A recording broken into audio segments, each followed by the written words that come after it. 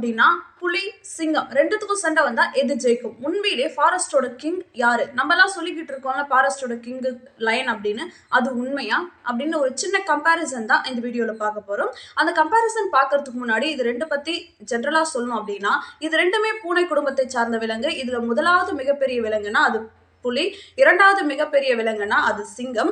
இந்த ரெண்டுமே மற்ற விலங்குகளையும் மனிதன் உட்பட எல்லாத்தையுமே வேட்டையாடி உண்ணக்கூடிய ஒரு மாமிச உண்ணி.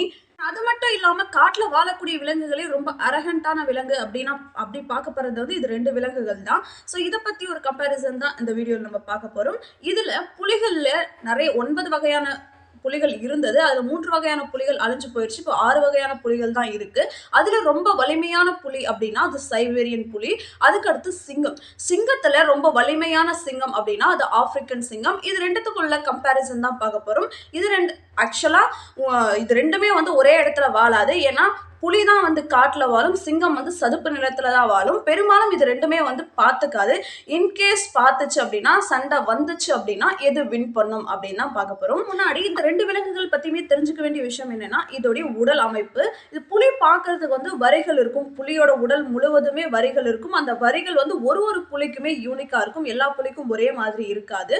அதுக்கப்புறம் சிங்கம் அதோடைய தோற்றத்திலேயே மிகப்பெரிய ஒரு கம்பீரத்தை கொடுக்கக்கூடியதுன்னா அதோடைய பிடரி தான். அந்த பிடரி மட்டும் இல்லை அப்படின்னா அந்த சிங்கம் பார்க்கறதுக்கு ரொம்பவே சாதாரணமாக தான் தெரியும். ஸோ இது அது ரெண்டத்தோடைய உருவ அமைப்பு. இப்போ இதோடைய கம்பேரிசன் பார்க்கலாம். இந்த வீடியோவோட கம்பேரிசனுக்காக நம்ம எடுத்திருக்கக்கூடிய சிங்கம் ஆப்பிரிக்கன் சிங்கம். நல்ல வளர்ந்த ஒரு ஆப்பிரிக்கன் சிங்கத்துடைய உடல் நீளம் 9 மீட்டர் வரைக்கும் இருக்கும். இதோடைய உடல் எடை 200 இருந்து 250 கிலோ வரைக்கும் இருக்கும். அதுக்கடுத்து அதுல சிறந்த புலியான சைபேரியன் புலியை எடுத்துக்கிட்டோம் அப்படின்னா சைபேரியன் புலியோட உடல் நீளம், நல்ல வளர்ந்த ஒரு புலியோட உடல் நீளம் 10 அடி வரைக்கும் இருக்கும். அதோடைய உடல் எடை அதிகபட்சமா 310, சில புலிகள் 350 கிலோ வரைக்கும் கூட இருந்திருக்கு. ஸோ உடல் அமைப்பிலையும் உடல் எடையிலையும் எடுத்துக்கிட்டோம் அப்படின்னா வின் பண்றது புலிதான். ரெண்டாவது நம்ம பார்க்க போற கம்பேரிசன் பைட் ஃபோர்ஸ். புலிக்கும் சரி சிங்கத்துக்கும் சரி காமனா 30 பற்கள் தான் இருக்கும். அதுல 4 கோரை பற்கள் இருக்கும் ரெண்டுத்துக்குமே. ஆனா சிங்கத்தோடைய கோரை பற்களை விட புலியோட கோரை பற்கள் அதிகமான நீளம் இருக்கும். அதாவது புலியோட கோரை பற்கள் 8 சென்டிமீட்டர் வரைக்கும் இருக்கும். ஆனா சிங்கத்தோடைய கோரை பற்கள் 7 சென்டிமீட்டர் வரைக்கும் தான் இருக்கும். பைட் ஃபோர்ஸ் அப்படின்னு எடுத்துக்கிட்டோம்னா சிங்கத்தோடைய பைட் ஃபோர்ஸ் 650 PSI தான். ஆனா புலியோட பைட் ஃபோர்ஸ் 1050 PSI. ஸோ இந்த பைட் ஃபோர்ஸ்லயும் வின் பண்றது புலி தான். நம்ம கம்பேர் பண்ண போறது ஸ்பீடு.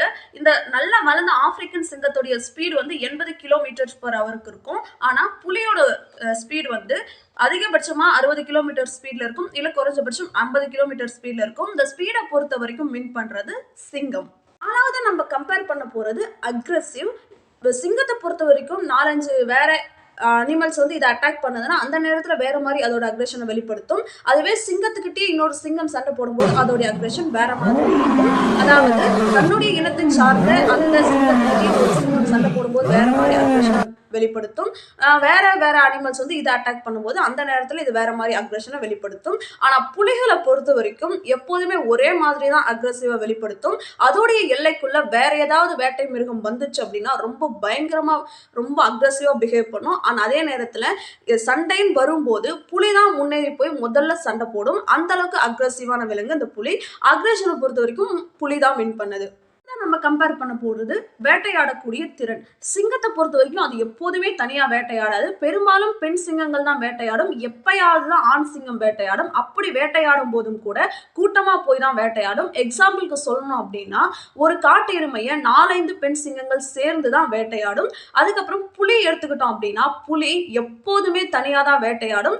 ஒரே ஒரு காட்டு எருமையை கூட ஒரே புலி தனியா பதுங்கி பாய்ந்து வேட்டையாடும். அதாவது தனியா தான் வேட்டையாடும். ஸோ வேட்டையாடுதலை பொறுத்த வரைக்கும் நல்ல திறன் பெற்ற விலங்கு அப்படின்னா அது புலிதான். சோ வேட்டையாடுதலையும் வின் பண்ணக்கூடியது புலிதான். அதாவது நம்ம கம்பேர் பண்ண போறது இன்டெலிஜென்ட் லெவல். புலிகளை பொறுத்த வரைக்கும் சிங்கத்தை விட பெரிய அளவுல மூளை இருக்கும். ஆனா புலிகளுக்கு அந்த அளவுக்கு இன்டெலிஜென்ட் லெவல் கிடையாது. ஏதாவது ஒரு புதுசா ஒரு விஷயம் பார்த்துச்சு அப்படின்னா ஆர்வ கோளாரா அதை ஓடி போய் அது என்ன அப்படின்னு பிரிச்சு பார்த்துரும். வேற அனிமல் கிட்டயும் யோசிக்காமே சண்டை போட்டுரும். பட் சிங்கம் அந்த மாதிரி கிடையாது. சிங்கம் நின்று நிதானிச்சு இது என்ன, இதை செய்யலாமா வேணாவா அப்படிங்கிற மாதிரி யோசிச்சு போய் தான் ஒரு விஷயத்த பண்ணும். ஸோ இன்டெலிஜென்ட் லெவல்ல வின் பண்றது சிங்கம். நம்ம பார்க்க போற கம்பேரிசன் ஆட்டிடியூட். புலிகளை பொறுத்த வரைக்கும் புலிகள் எப்போதுமே தனியா இருந்து பதுங்கி பாஞ்சுதான் வேட்டையாடும். அந்த வேட்டையாடக்கூடிய அந்த நேரங்கள்ல மட்டும்தான் அது ரொம்ப அமைதியா பொறுமை காத்து இருக்கும். ஆனா மத்த நேரங்கள்ல எப்போதுமே ரொம்ப சுறுசுறுப்பா துருதுருன்னு இருக்கக்கூடியது தான் இந்த புலிகள். அதுக்கடுத்ததான் சிங்கம் எடுத்துக்கிட்டோம் அப்படின்னா, சிங்கம் வந்து பேசிக்காவே ஒரு சோம்பேறியான விலங்கு. அது மட்டும் இல்லாம இது சோசியலைஸான அனிமல், கூட்டத்தோட வாழக்கூடிய ஒரு சோசியலைஸான அனிமல் அப்படிங்கிறதுனால தன்னுடைய கூட்டத்தை எப்படி வழி நடத்தணும், எதை எப்போது பண்ணணும் அப்படின்னு நிதானமா தான் யோசிக்கும். அப்படி யோசிக்கிற நேரத்துல கூட அதை விட பெரிய விலங்கு அது முன்னாடி வந்தாலும் கூட பயப்படாம துணிஞ்சு திமிரா போகும். ஆக்சுவலா அதுதான் அதோட ஆட்டிடியூடும் கூட. ஸோ ஆட்டிடியூட பொறுத்த வரைக்கும் வின்னர்னா அது சிங்கம்.